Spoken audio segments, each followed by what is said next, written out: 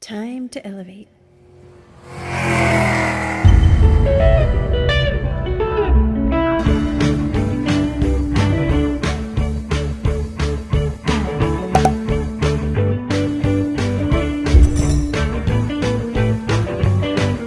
You're running on empty with Matt and Tony. Hey, everybody. Welcome to Running on Empty. I'm Matt. And I'm Tony. And we are running on empty. And Tony, you keep lining up fantastic interviews. So we're just going to jump right in like we usually do. Who do we have today? Well, we've got Dr. Mike Van Esler from the Radio TV Film Program at UW Oshkosh. And I'll tell a little bit about him in a second. But I just want to say that March 27th is the 94th Academy Award ceremony. And some of our listeners will be listening to this after that date. But you know, the Academy Awards are supposed to honor the best in film. Back in the day, the Academy Awards, or the Oscars as they're known, were somewhat like the Super Bowl in how the show had high ratings and millions of people would engage in argument over what films and performers were most deserving of recognition. But, you know, for a variety of reasons, Matt, the Oscars don't seem to have the same grip on the public imagination as they once did. Nope. Today, we'll try to find out why that might be the case, and we will get into some maybe controversies surrounding this year's awards. Joining us to do that is one of the great young faculty at UW Oshkosh, Dr. Mike Van Esler of the Radio TV Film Department. He's an assistant professor of RTF at UW Oshkosh. He got his bachelor's degree in history from the University of Missouri at Columbia, then his master's and PhD degrees in film and media studies from the University of Kansas. His research interests involve streaming services, marginalized film, and the global media distribution. And he's currently working on a book that explores how unending consumption in an era of fast capitalism impacts the ways in which library content is exploited on streaming services. Maybe we'll ask him a little bit about that near the end of our show. Mike, thanks so much for being here. We appreciate it. Yeah, no problem. Great to be here. Love to get on some podcasts. Thank you so much. And, you know, I started off by saying that the Academy Awards probably are not as popular as they used to be. I mean, I'm of that generation where I remember people talking about them for weeks in advance. And there were a big water cooler discussion maybe after the fact. And am I right, Mike, that they're not as popular as they used to be? Yeah, if we're looking at ratings, so like Nielsen ratings, both traditional like legacy television and also streaming ratings, they're down across the board. And they've been in decline for several years at this point. But I don't think that's unique to the Oscars. I think most award shows, with the exception of last year's Emmys, for some reason had a slight uptick, but award shows across the board are just down. And if I had to hazard a guess as to why, I think we're just seeing a fracturing of the audience, which has been going on since the rise of cable in the 70s, essentially. So I don't think it's too surprising that it's happening. But for the Oscars, it's been kind of a long-term trend, hasn't it? Mm-hmm.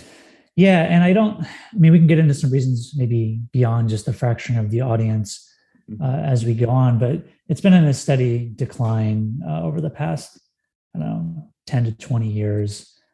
But I also think is one of the reasons the fact that, you know, the show can often be just 3+ hours. Yeah, I think we're seeing length be a concern for a lot of people where, I mean, just this year they cut out a bunch of categories that they think a lot of people don't care about, but those are the categories that I care the most about, actually. Because they're the most interesting ones. I don't think a lot of the main ones are particularly interesting because you see the same 5 to 10 movies being nominated across all the major categories, but the smaller ones are cutting out because they think people don't care about it and this will save us time. Right. But you're not going to see them suggest, let's cut out some of the commercials that we have for our broadcast. Mike, exactly.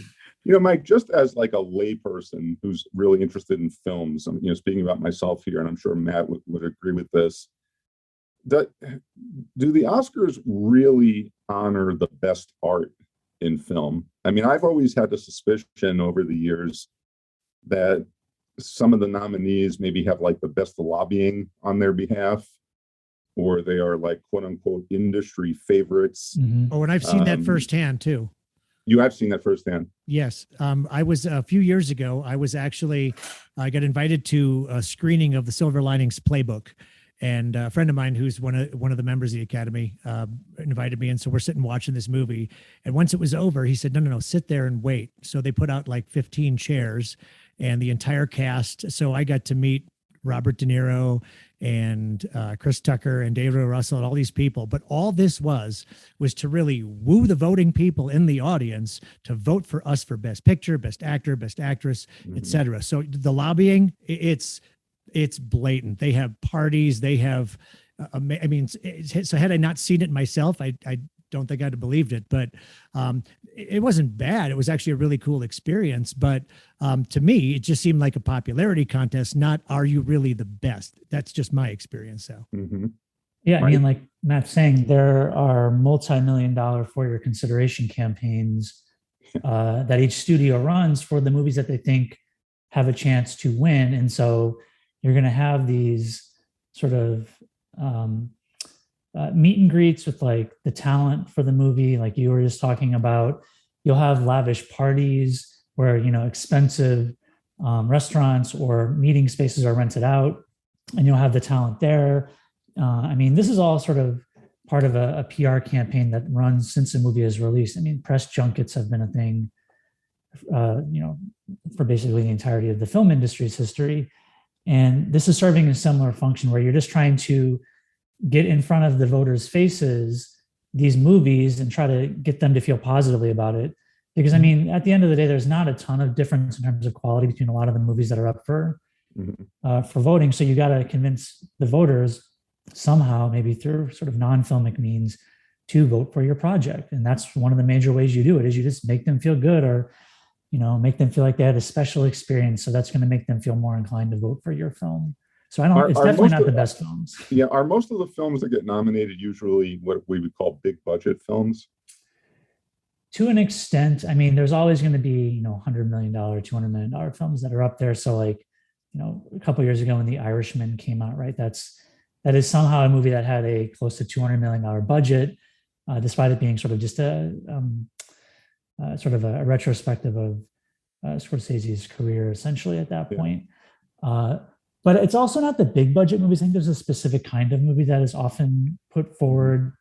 A lot of times people talk about Oscar bait type movies, and these are going to be movies that are maybe not super high budget, but maybe in the mid-budget range, but they're going to be biopics. They're going to be movies that deal with the film industry itself. Hollywood loves to nominate movies that are about the film industry because it speaks to their own lived experiences. So yeah. Well, like, for example, Mike, I'm a huge fan. I remember when it came out, out of all the Rocky films, the Stallone films, the only one I really like is the first Rocky movie. Oh, yeah. Right? Because I don't think that was a boxing movie. I think that was really a love story. And, my understanding is he filmed it in 1 month, and, the studio really didn't want him in the lead role, and, it was low budget.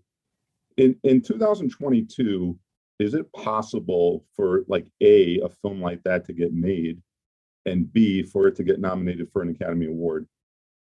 I think it's possible for it to get made, but I think we're seeing sort of a death of the mid-budget feature film, or I shouldn't say death, but a death of the theatrically released mid-budget feature film. You're seeing a lot of these films either get commissioned by streaming services, or if they're made, they're not picked up or they're sold by the distributor to a streaming service because they don't think it's going to do well in theaters. So we might as well just recoup our investment from Netflix or Amazon or whoever, and we'll just put it there because, people aren't going to come out to go see.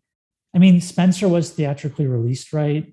Belfast was theatrically released, but these are movies that aren't going to be seeing huge amounts of audiences go to the theater to see it. But they've probably got a decent audience at home, people who aren't going to go to the theater to see it. But if it's a Saturday night and, they're middle-aged or, in their late 20s, early 30s, they're not trying to go out to the bars anymore, we'll sit home and watch, a thoughtful film that isn't, spectacular in terms of special effects. Right.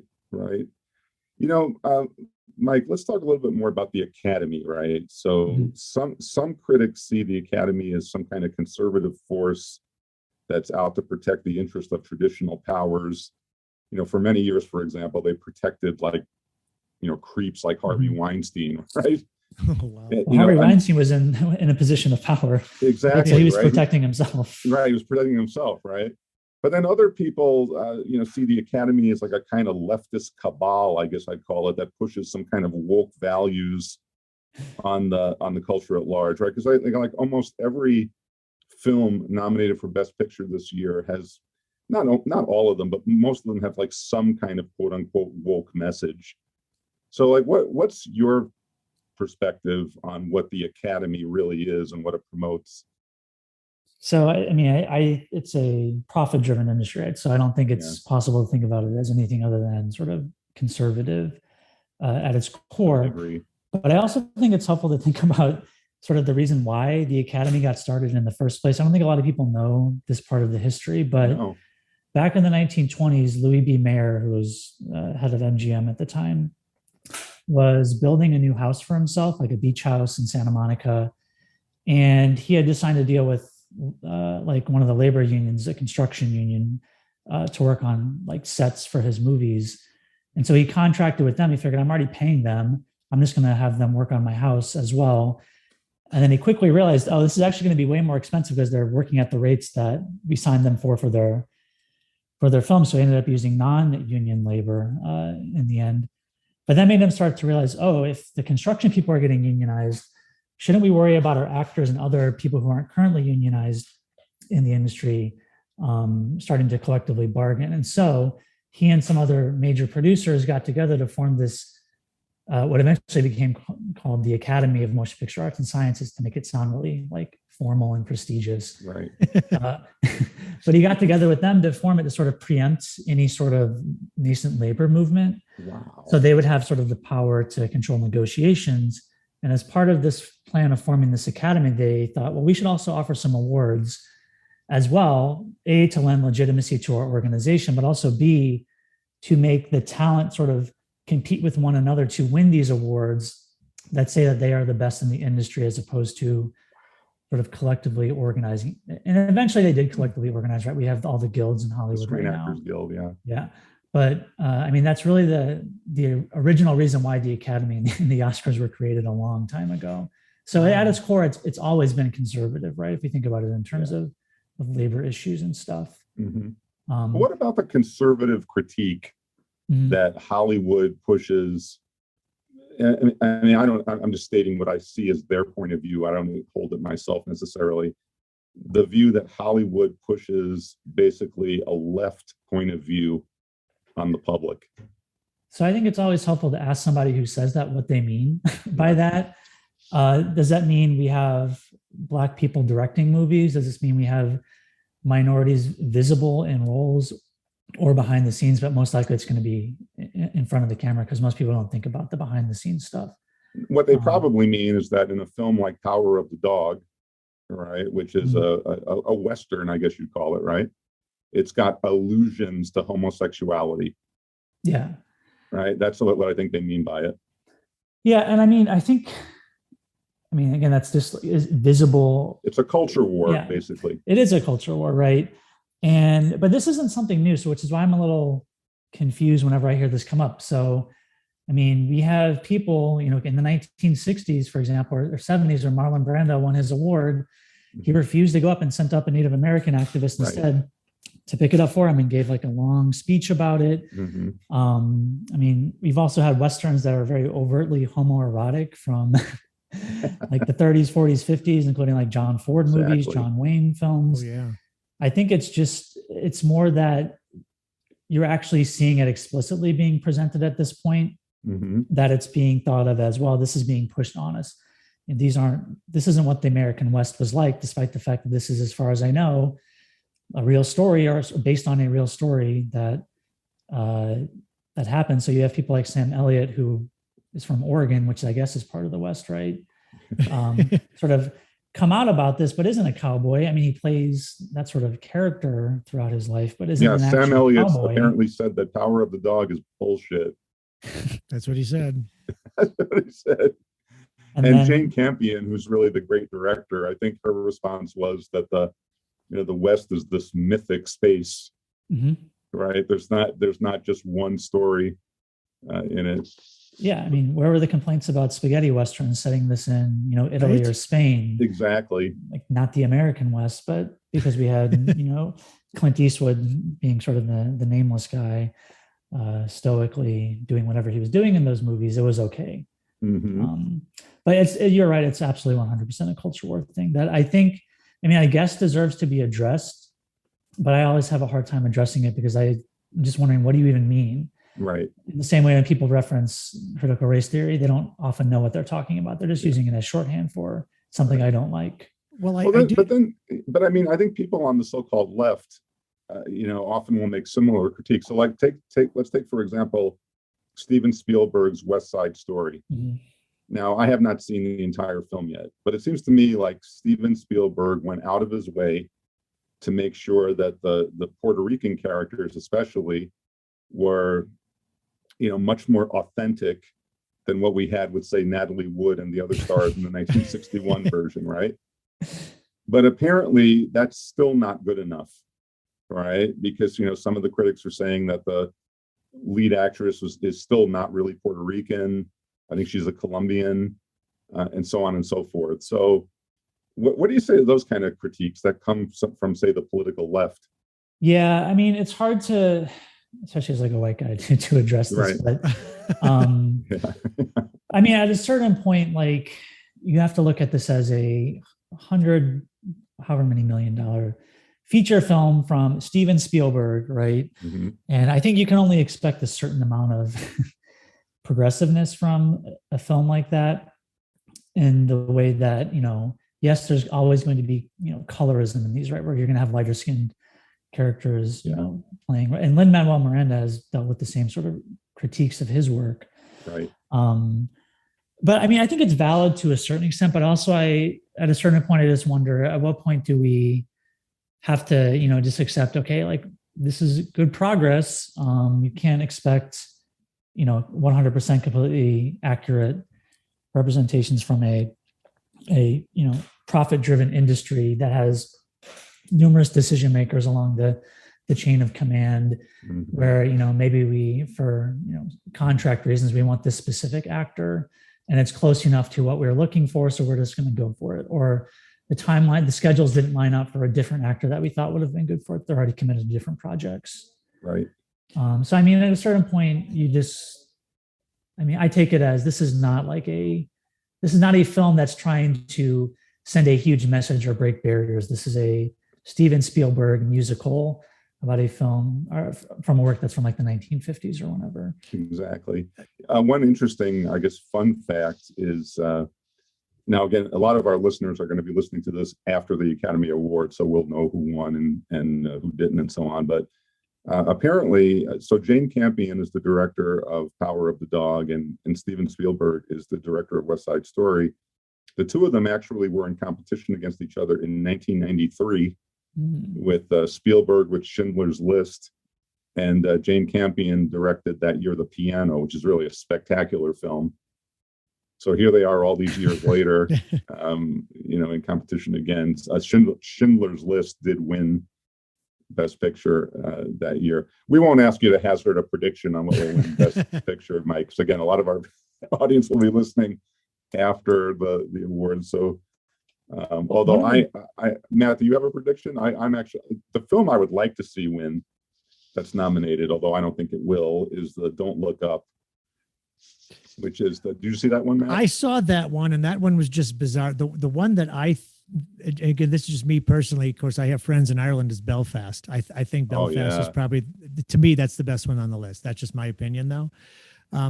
But with movies that are coming out today, I see a lot of, it looks like, and this is my opinion, but it looks like intentional wokeness in a lot of these movies where, we're gonna, where they pick somebody of a certain race or a certain, gender or non-gender for certain roles, just to make this point in the statement.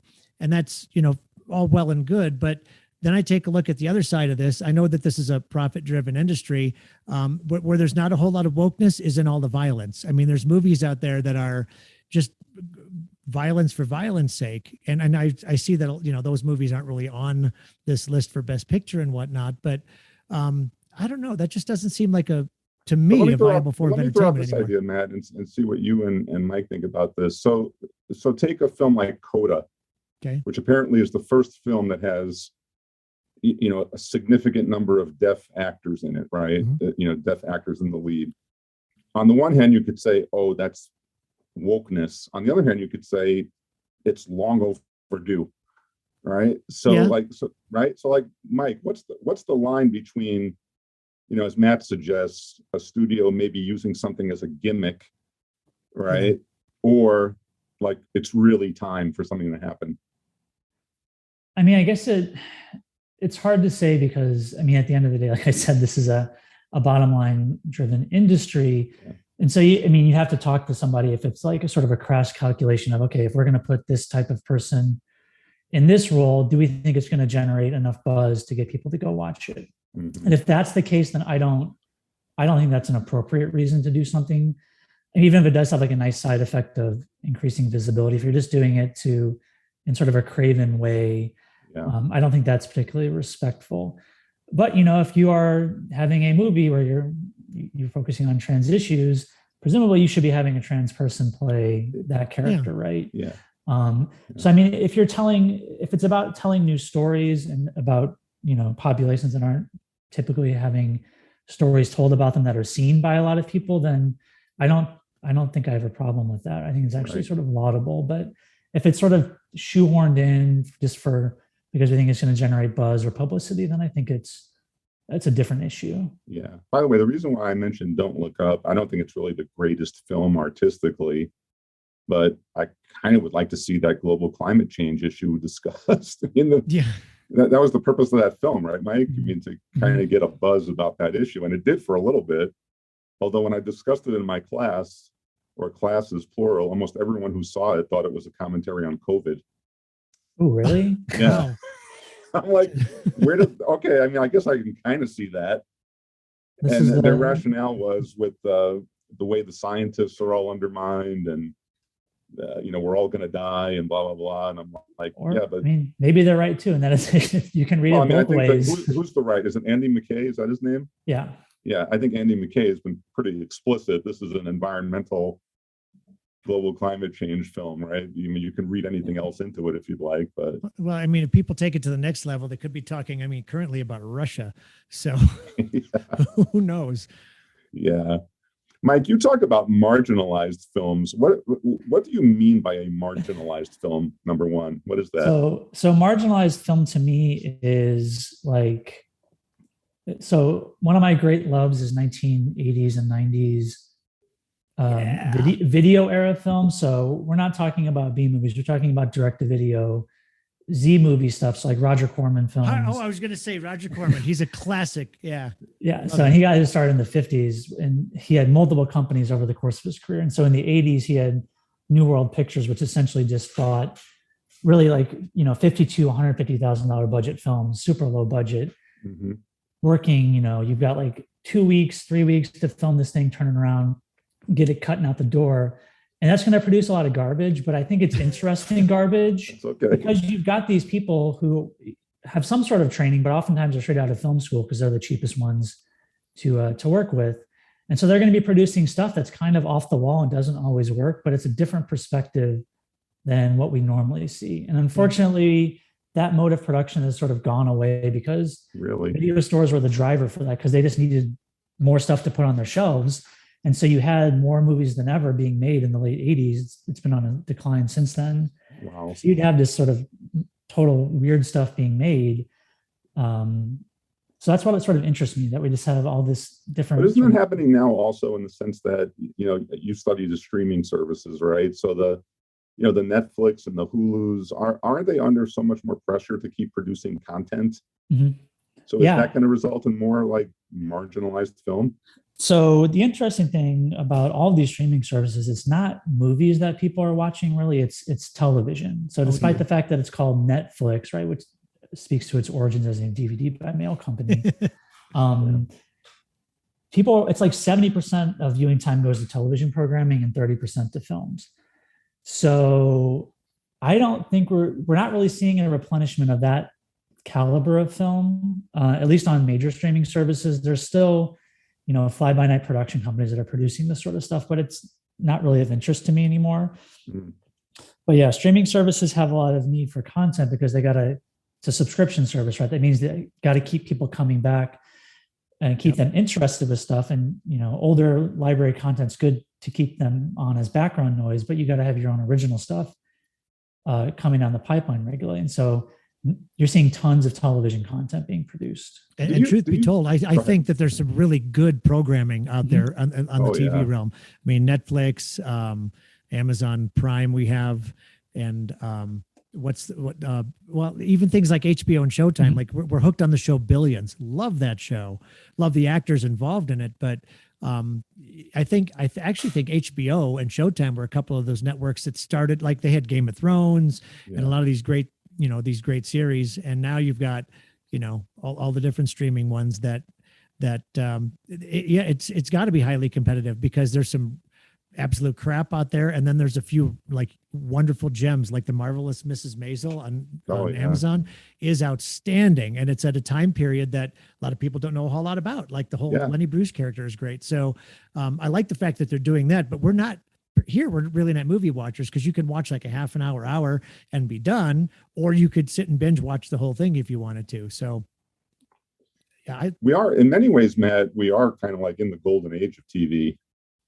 I mean, if you look at the quality of the programming over the last, say, 10 to 15 years, I think, Mike, would you agree? Hasn't the overall quality been much higher than it was in, say, the 1960s and 70s? Just television we're talking about. Don't tell that to people who love 1950s television. Oh, man, seriously. That's true. You had Norman Lear way back then, man. You still got Norman Lear. Yeah, Norman Lear's still kicking about. I think it's hard to judge, like, quality TV, like what does that mean? Yes, there's certainly more television than ever. So I think the amount of good shows is necessarily going to go up because, if you make enough stuff, there's going to be a good amount of stuff that's high quality. Well, cable and the streaming services, don't they allow for a kind of artistic freedom that the old networks just couldn't?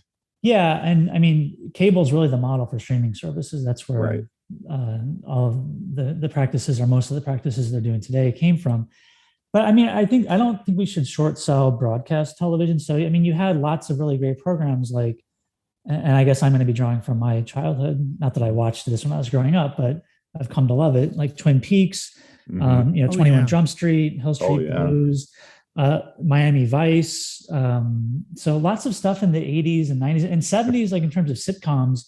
Really good. And if you go back to the 50s and 60s, like police procedurals, I think it really depends on what you're looking for. If you're looking for stuff that has I don't like the way that this is discussed, but this is how it's discussed, like a cinematic look, which basically means we have tons of coverage in our shots. We have multiple angles of the action. We're going to cut back and forth, which is a more modern sort of mode of production for television. Yeah, that's going to happen. But in terms of the narratives, sometimes you get this idea that we're going to focus on super specific audiences these days. Right. So there's going to be a lot of people who really love, The Marvelous Miss Maisel, right? But then there are going to be a lot of people who are like, oh, this isn't relevant to me at all. Like, I don't care about the 1950s and 60s. I'm here for something set in the 1970s when I was like growing up, which I think is a good and bad thing, because, and you mentioned like your students misunderstanding. I'm surprised that many of them actually watched Don't Look Up, to be honest, based on my informal polls in my classes. When I asked students if they've seen any popular show, it's sort of scattered. Yeah. But part of the problem is with all this new stuff, it's hard to have a shared conversation, because it's back to what we talked about at the beginning. What I'm watching is probably not what you're watching, which is probably not what Matt's watching, which is probably not what my students are watching. So you have to wait for something that really breaks through, like maybe something like Squid Game, which demonstrably had huge growth in viewership for Netflix. Yep. And even then, if I asked my class, only maybe 40 to 50% of them had seen that. Wow. So there's definitely lots of really good television being made, I'll say that, and probably really good television for you. But what's good television for you probably isn't the same as for somebody else. And Mike, when it comes to film, do you think the streaming services are ultimately destroying the theatrical experience? When I was growing up, we were told that the VHS was going to kill the movie theaters. Oh, no one's going to go out to the theaters anymore. And that didn't pan out, right? It turns out people want to have something to do on a Friday and Saturday night. But now with the streaming services, where it is so much easier to get a movie whenever you want at any time. And of course, going to the theater is a lot more expensive now. And of course, COVID put a big hit on the theaters, although I think people are starting to come back now. What do you see as the future of the actual physical theater? So I don't see it going away ever. I mean, I like that you referenced VHS and the VCR because Jack Valenti, the head of the MPAA, famously referred to it as like the axe murderer of like the Boston. I think it was like, maybe it was the Boston Strangler. It was like some famous like serial killer that he compared it to for the movie industry. But as they found out, as the film industry found out, home video was like the savior. That they made way more money off of home video than that. But in terms of streaming killing theaters, I think it maybe is killing the mid-budget feature film, like we talked about a little bit before.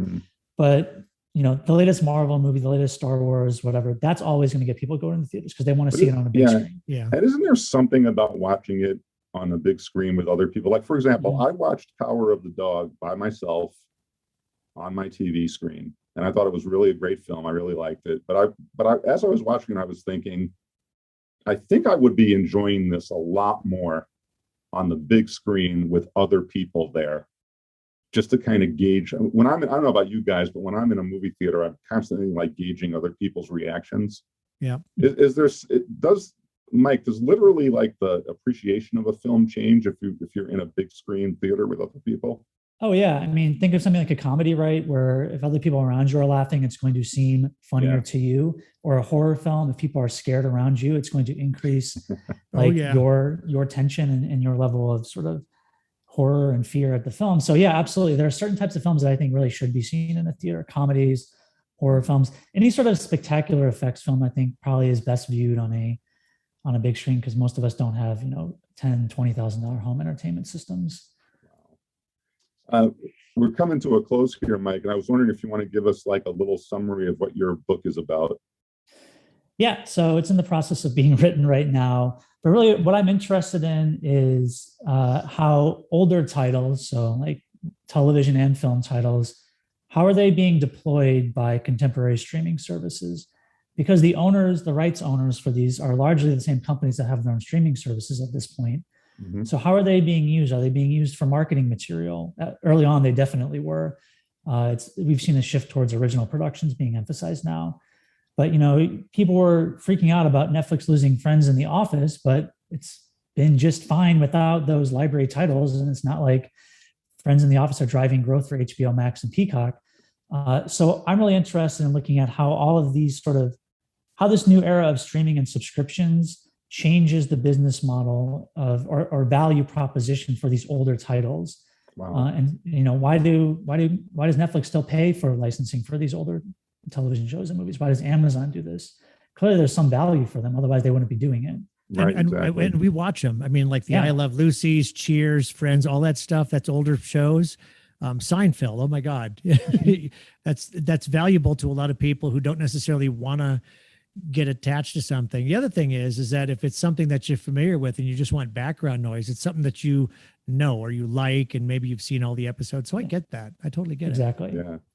That's well, Mike, thank you so much for being with us today. As you make progress on that book, we'd love to have you back and dig into it a little bit more and get to talk more about film and TV. Yeah. Thanks for having me on. It was great. Thanks so much. All right, cool. We'll talk to you again soon. Thanks. Hey, Tony, I thought the interview with Mike was really, really good, man. It's in a topic that I really like to talk about. So that's always good, but just his knowledge is amazing. Yeah, I really appreciated getting the history of the Academy Awards. I never knew that it was partially designed to kind of like inoculate against the possible union movement, right? Right. In Hollywood. Wild. That's fascinating conversation. So no, he's very much a historian of film and of the industry. So we got to have him back at some point. Absolutely. And I really want to know, once the book is going, how it's doing and everything like that. So, but I'm hoping that the rest of this year lines up with some interviews as good as that one. Yep. And I just can't wait till we do our next interview. Yeah. So I guess until next time, everybody, Stay elevated. stay elevated. Have a good one. We'll see you next time.